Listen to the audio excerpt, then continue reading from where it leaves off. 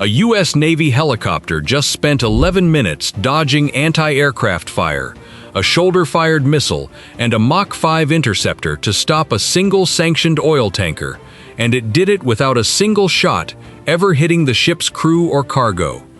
This is the story of how that happened, minute by minute, and why an Iranian missile battery that survived 90 American airstrikes finally opened fire and still missed. At 14:08 local time, 26 miles south of Kordad Island, a U.S. Navy Seahawk races north at 50 feet to intercept a tanker, the first enforcement action of the renewed American naval blockade. On paper, it's routine: hail her, warn her, stop her. What nobody in that cockpit knows yet is that on Kordad, a Kordad 15 missile battery has survived 90 American airstrikes by staying completely silent. Today, it finally has a reason to talk. But something else finds the helicopter first. Tracer fire rakes the water exactly where the aircraft sat 2 seconds earlier.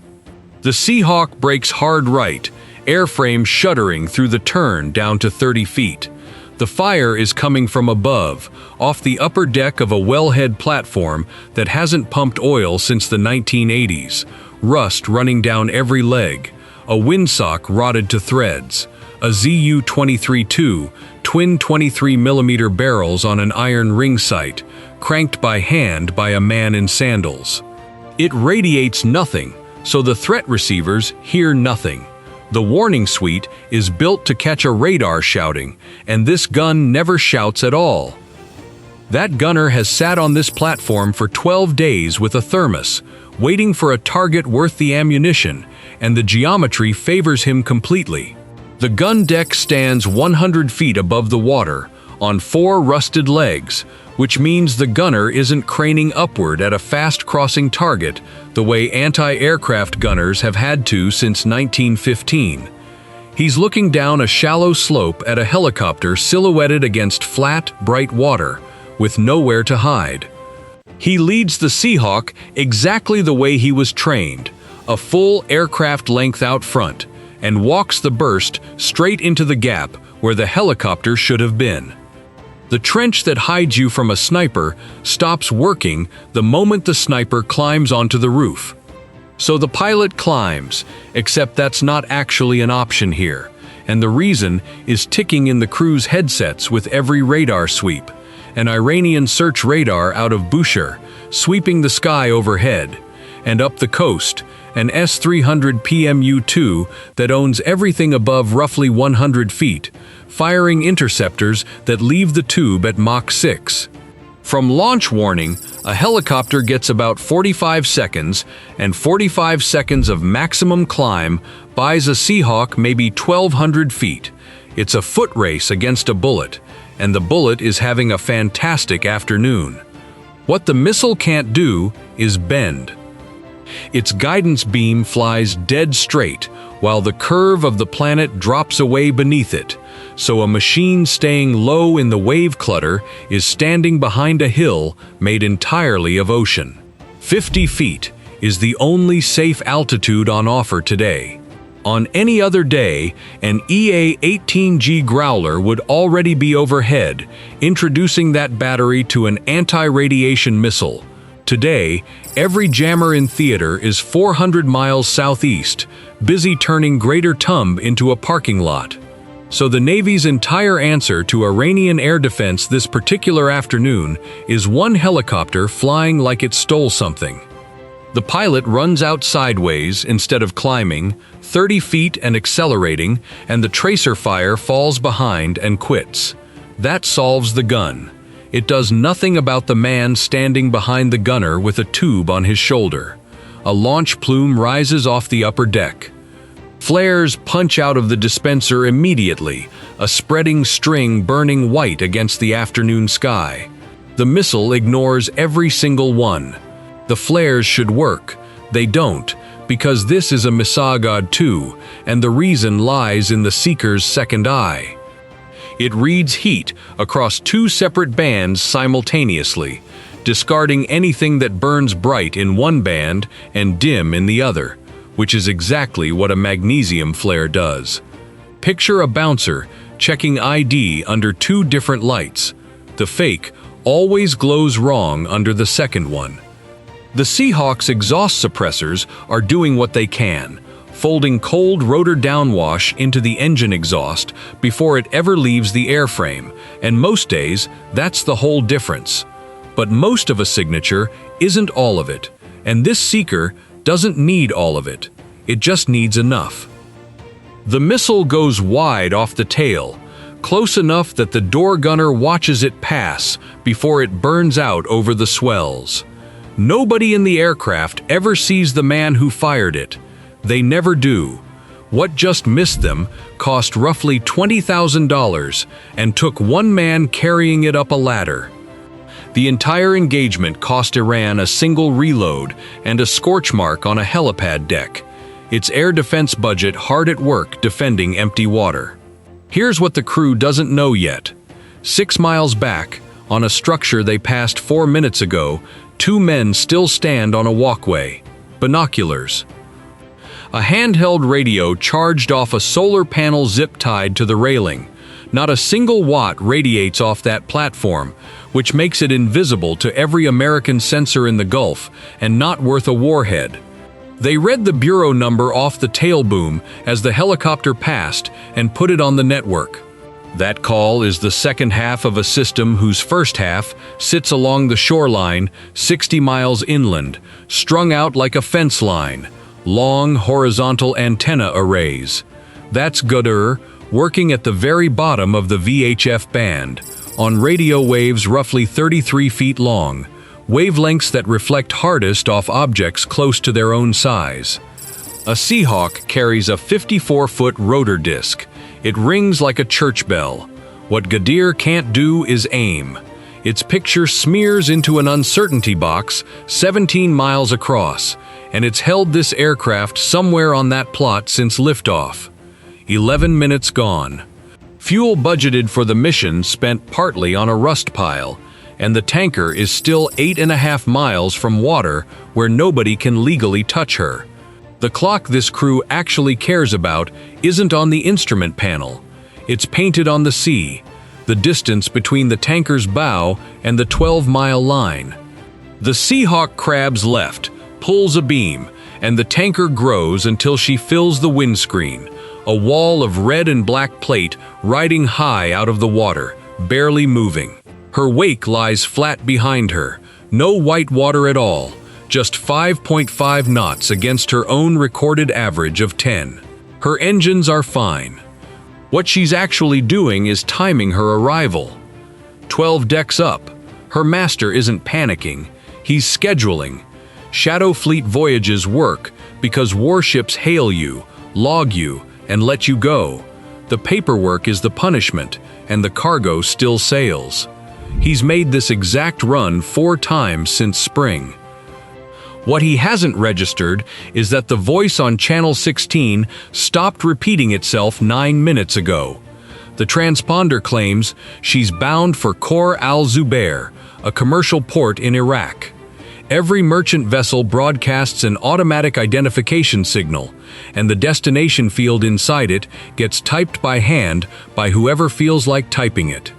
Her actual course points at Kharg Island and the loading jetties on its eastern shore, but one number on this ship can't be typed, changed, or repainted. An International Maritime Organization number, stamped into a hole for life, that never changes when the paint does.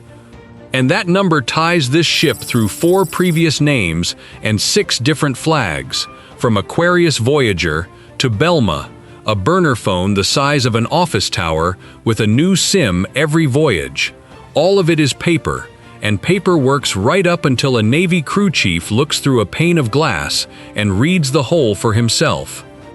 Running an American blockade in the world's biggest ship is a bit like shoplifting from Costco in a parade float. Sooner or later, somebody at the door checks the receipt. Channel 16, then 13, then 6. The co-pilot gets static on all 3. The bridge wings stay empty, nobody even curious. Stopping a ship at sea runs through marine VHF in 4 steps. Hail, repeated on alternating channels so the log proves he tried. Warning shots in the water where he can't be missed. Only after both fail does anybody aim at the ship itself. It's the same escalation ladder a state trooper walks, lights, siren, spike strips, except this trooper is a helicopter, and the vehicle being pulled over weighs 250,000 tons. At 14:29, the crew chief leans into the door gun and walks a burst across the water 500 yards off her bow. A row of white geysers stands up in the sun, plainly visible from the bridge. He's firing the GAU-21, a 50 caliber machine gun on a swing mount, effective past 1,200 yards, each round leaving the muzzle at 900 meters a second, roughly what a hammerhead weighs, and doing about what you'd expect to sheet steel. Her course doesn't bend a single degree. Step 4 is a missile, and the crew is still deciding where to aim it when the water off Karg starts throwing wakes. 4 of them, opening out of the haze, spreading wider as they close. Pay-Cup 3s, the fast attack boat Iran builds by the dozen, because it plans on losing them by the dozen. About 50 feet of hull doing better than 45 knots, a light anti-ship missile on the rail, a rocket pod mounted forward. 8 days earlier, the Americans put more than 60 of these on the bottom in a single morning, along with every coastal radar that made them effective. The coxswain running the lead boat was somewhere else that morning. He knows the odds, and he's coming anyway, rooster tail 40 feet high, holding a bearing that keeps the tanker between his hull and the helicopter. He understands the mask exactly as well as the Americans do. One boat is a nuisance. 4 fanning out is a math problem, and Iran wrote it deliberately. A door gun points one direction at a time, and every second spent solving one boat hands the other 3 a free run on a bearing nobody's watching. From 6 miles out at that speed, they own this water in 8 minutes. The gun can reach them, but getting a firing line means turning the aircraft into the open, and the open is exactly the problem. Because right now, the only cover on this entire ocean is the ship they came here to stop. The tanker stands 160 feet from waterline to signal mast. Draw a line from a radar antenna on Karg across the top of her superstructure, and everything below that line on the far side sits in a shadow the beam can't reach. A gap in the picture the size of a helicopter creeping along at 5.5 knots.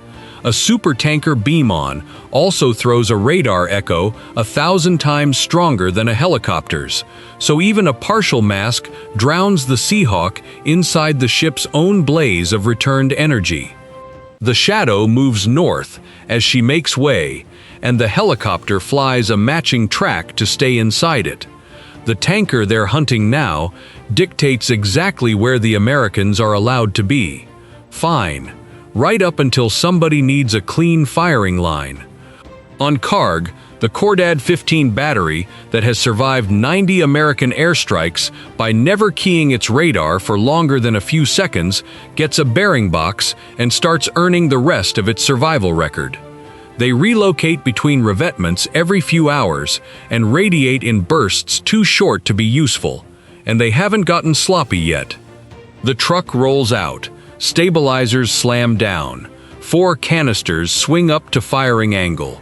That flat panel on the truck bed is the best radar Iran builds, the Najm 802, 90 miles of detection range against a fighter, precision track at 75.6, interceptors airborne at once. No dish, nothing spinning, just a few thousand tiny transmitters steering the beam electronically, the way a stadium jumbotron moves a picture without a single bulb physically going anywhere. Against a helicopter at 50 feet, not one of those numbers means anything. The same hill made of ocean that's kept this crew alive all afternoon draws a circle around the truck too. From 20 feet of antenna height against a target at 50, a clean track doesn't even begin until 14 miles. The battery commander knows that circle down to the meter. What he needs isn't a better radar. He needs the American to climb, just once, just for a few seconds, and the tanker is working on giving him exactly that, dragging the fight north, shrinking the safe water under the Seahawk with every mile she makes. 7 miles from the territorial line, the crew chief needs a firing line on the lead attack boat. The pilot gives it to him, no swinging wide, just the aircraft rising above the tanker's deck line to clear the superstructure. Before the horizon finishes settling, the man behind the GAU-21 lays into the trigger, and 50 rounds punch into the lead boat's engine covers. Her transom opens up. She slews hard left, trailing smoke out of the fight. 3 seconds of silhouette is all the battery commander needed. He's been waiting 8 days for an American to make exactly this mistake, and he doesn't waste it. Fire control energy, a lock, a commit, and the canister lid blows off the back of the truck. A Sayyad 3, 2,000 pounds of solid fuel interceptor doing roughly Mach 5, a mile every second. The warhead never has to touch the helicopter directly. 350 pounds of fragmentation only needs to burst close, and the air does the rest. 70 miles of reach, roughly New York to New Haven, north of $1 million a round, and Iran doesn't have many of these left. 20 seconds out, the pilot noses down and runs for the shadow. 15 seconds, the tanker's stern filling the windscreen, close enough to count the weld seams. 10-5. The Sayyad 3 screams past the tanker and detonates 700 feet over open water, half a mile off the starboard beam. A white flash lights the door glass. No shockwave at all. $1 million spent clearing seabirds off the Persian Gulf. That miss was physics, not luck. A missile moving that fast, steered toward where the target used to be, arrives at empty air. The Najm 802 tracks the helicopter, computes an intercept point out ahead of it, and uplinks steering corrections roughly twice a second the whole way in. The instant the Seahawk dropped into the tanker's shadow, the radar had nothing left to update with. The intercept point froze, and the missile flew precisely, obediently, toward a prediction that had already stopped moving. At that closing speed, every second of stale tracking data walks the miss out by hundreds of yards. The crew on Karg did everything the geometry allowed. The arithmetic belonged to the Americans. It usually does, and the shot that nearly killed them never actually came off a radar screen at all. Work the launch backward. The Najm 802 couldn't see a helicopter at 50 feet, not once all afternoon. Gadir held the Seahawk inside a box, 17 miles wide, and couldn't do better than that either.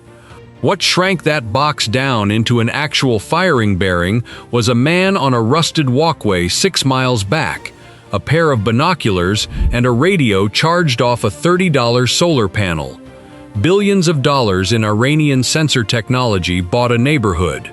A thermos and a good pair of eyes bought the exact address.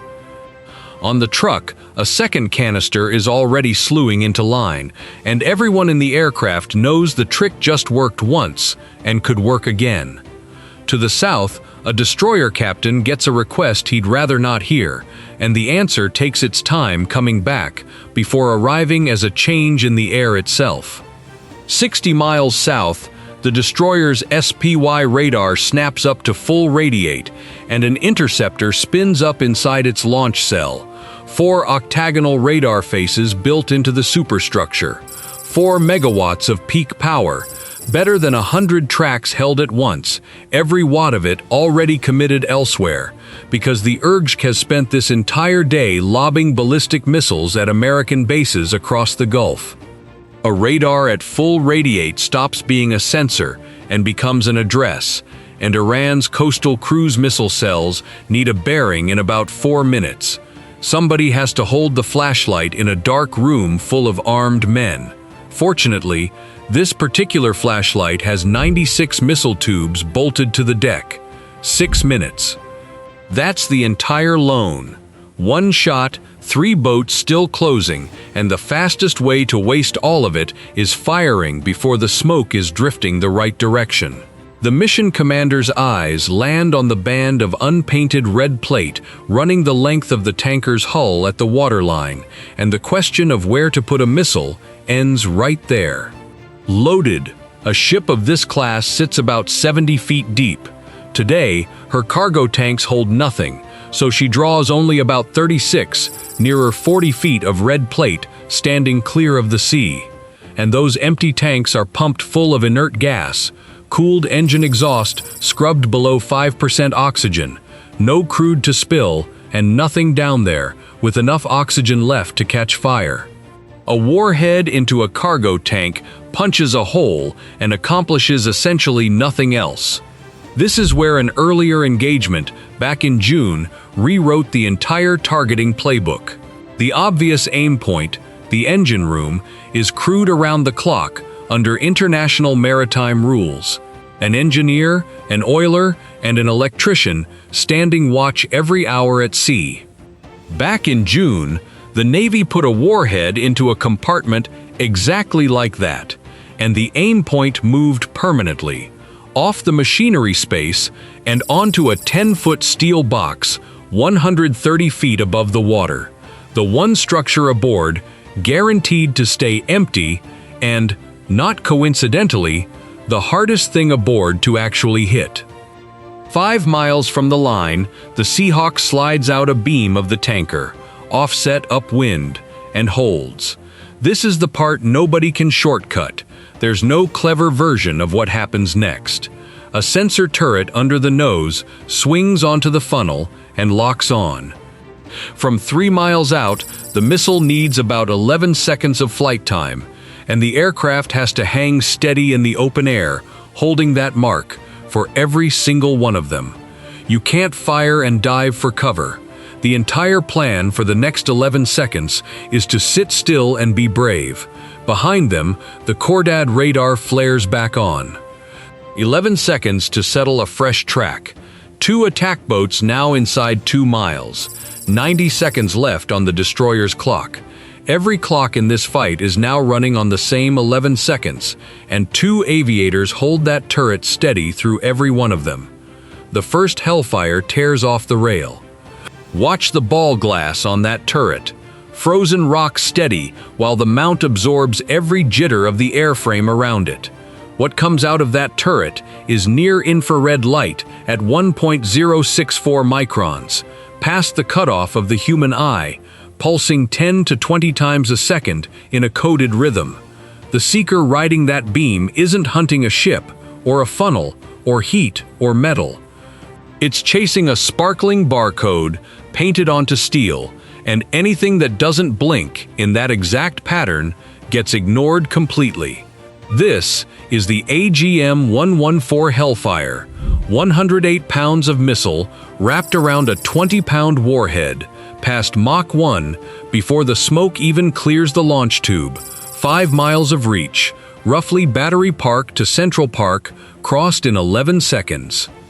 Fired from wave-top height at a mark far above it, the missile climbs first, then noses into a shallow 20 to 30 degree dive, flat enough to punch into the side of the stack instead of sailing clean over the top. And the tanker starts fighting the shot without even meaning to. The haze sitting off the top of her funnel eats laser light for a living. Diesel soot leaves a marine engine as particles 1/10 of a micron to a full micron across, precisely the size that scatters this exact wavelength hardest. 30 feet of thick plume can cut the returning pulse down to 1/100th of its strength, and a missile that loses that pulse train coasts blind, which is exactly why the crew positioned a beam and upwind before ever firing a shot. A 15-knot breeze streams the plume off the far side of the stack, so the beam strikes the clean windward face and the smoke drifts away where the seeker never has to look through it. The wind is on the payroll this afternoon. The second Hellfire screams off the rail 3 seconds behind the first. A seeker can lose the spot in the final second. A first impact throws a bloom that can blind the shot right behind it, and a single warhead can shred half a target while leaving the other half breathing.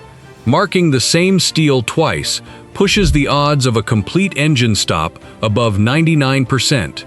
The pair costs roughly $300,000. The cargo waiting at Karg is worth about $140 million. Somewhere in a Navy budget office, an American taxpayer just bought the cheapest traffic jam in the entire Persian Gulf. 8 seconds, a crosswind, a 10-foot steel box, and a moving wall of ship. The lead surviving attack boat crosses inside a mile, and the crew chief swings the gun onto it without being told. A rocket pod flashes twice off the starboard quarter, unguided rockets fired off a 50-foot hull doing 40 knots through the chop, the best weapon available, amounting to a prayer with a rocket motor bolted to it. Something snaps past the rotor arc and through the airframe before anyone even registers it, and the pilot holds the aircraft exactly where it sits. Moving now means throwing away 2 missiles and starting this entire afternoon over from scratch. 4 seconds. The first Hellfire buries itself in the side of the funnel, and the casing blooms outward. The second spreads through the smoke of the first and tears into the other half of the breach. 12 decks down on the bridge, the deck shudders once. The engine note cuts out completely. The Seahawk drops back into the tanker's shadow, and on Karg, the freshly loaded Interceptor sits trapped on its rail with nothing left to shoot at, the world's most expensive paperweight aimed at a hole in the sky. Look inside that torn casing, at the wide steel trunking running down through the ship, because that's the whole answer. The stack isn't decoration, it's the engine's windpipe. The exhaust uptakes from the main diesel climb straight up through it, and a warhead detonating inside shreds that trunking along with every connection packed around it. Fuel lines, control runs, all of it. A 2-stroke marine diesel that can't exhaust, simply can't run. The hull stays whole. Nothing below the weather deck ever catches fire, and not a single person was within 10 decks of the impact. Propulsion just ends. That's the entire strike. Thanks for watching. Hit subscribe and turn on notifications so you don't miss what's coming next.